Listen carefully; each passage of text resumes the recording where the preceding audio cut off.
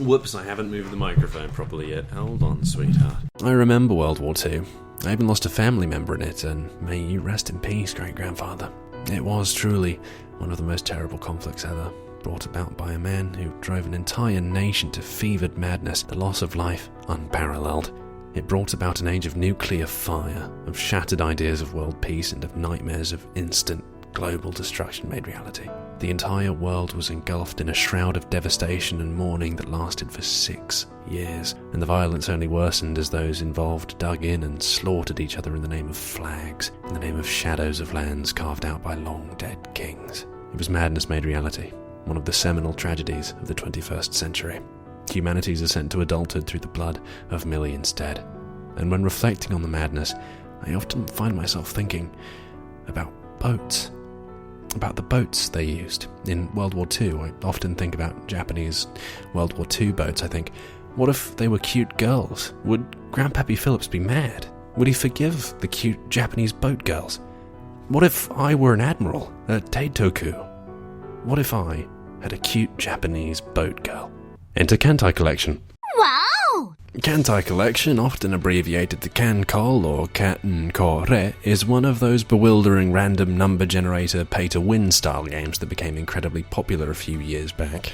It's perhaps equally bewilderingly a game set in the future, where humanity has been forced out of the seas by a mysterious fleet of ships known only as the Abyssal Fleet, who appeared apropos of nothing and began decimating humanity's navies, naval combat being, of course, the forte of modern warfare. To counter the threat, humanity developed the Kanmusu, or ship girls, although the details of precisely how they're created is never explained, who are essentially the Japanese and German warships of World War II subject to moe anthropomorphization, and these frail young girls are somehow able to fight off gigantic sea monsters in a way significantly more effective than any other weapon known to mankind. You, the player, are an admiral, or Teitoku, or Shireikan, or whatever it is that your girls deign to call you, and you order these young girls to go out and fight monsters for your country and the greater good whilst you sit back at home port eating pies and listening to pleasant contemporary Japanese music.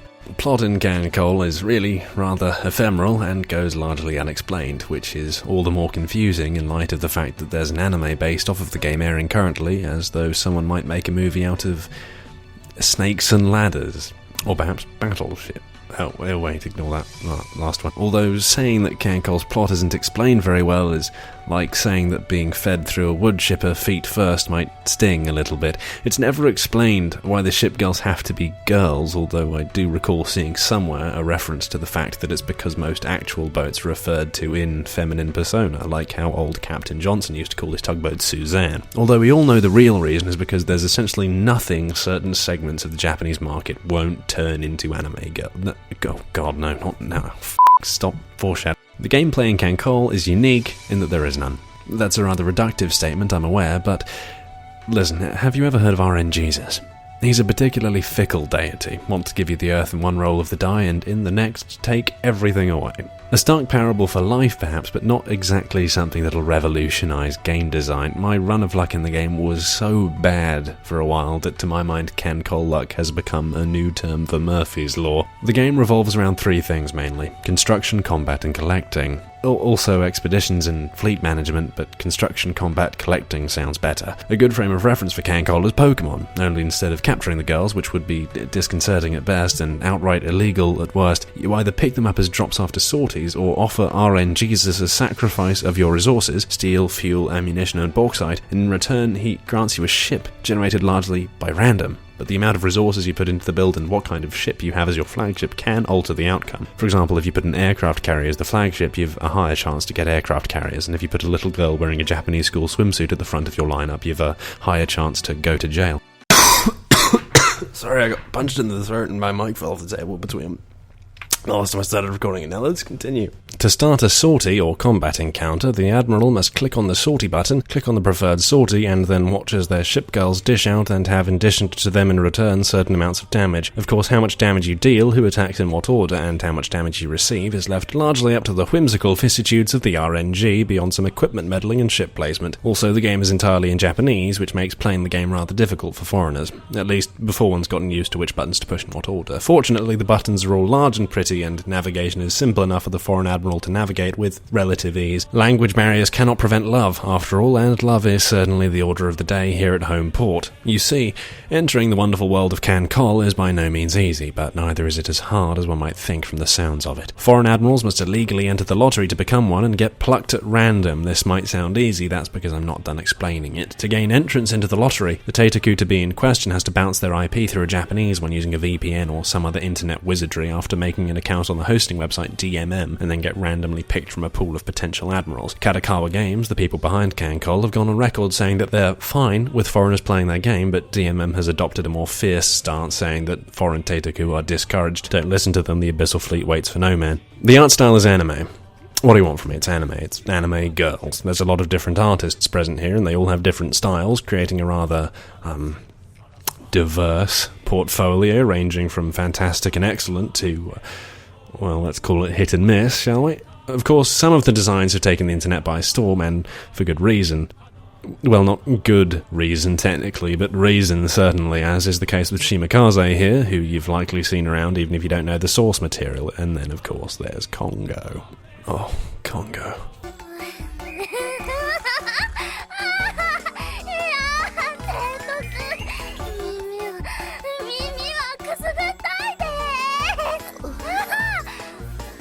Oh! So, Kantai Collection is actually surprisingly engaging for something so interaction-light, and for what it is, it's probably the most enjoyable card-based free-to-play game I've really had any experience with, although that's a bit of a lacking field, admittedly. I forgot to write a joke for this part, so here's a fever-inducing barrage of fan art that I likely won't make use of for clickbait. Now, instead of my normal scoring system, I'm going to ask my friend Jeremy to give us a summarising statement.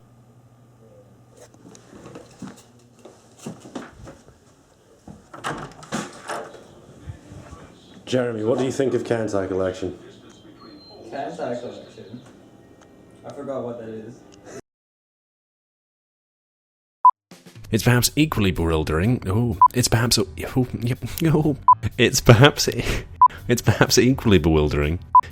equally bewildering. Oh God. It's perhaps equally bewilderingly a game. Why can't I say bewilderingly? It's perhaps equally bewildering. It's perhaps bewilderingly a game set in the future. It's well, not good reason technically, but reason. I can't believe that was a good take. I hit the barrage of fan art that likely I can't believe you would choose now to remind me that I have to update my computer, completely blocking the script. Oh, Congo. Oh. This is gonna be one of those things, isn't it? Oh, Congo. Oh, Congo. Just gonna put this at the end of the video in its entirety to see. You see why I can't record this bullshit when I have roommates? Admittedly, I could do without writing scripts that say open parenthesis orgasmic noise close parenthesis. What even constitutes an orgasmic noise? I don't know, something like this. Oh, that might be the take actually. Thank you for watching, I suppose.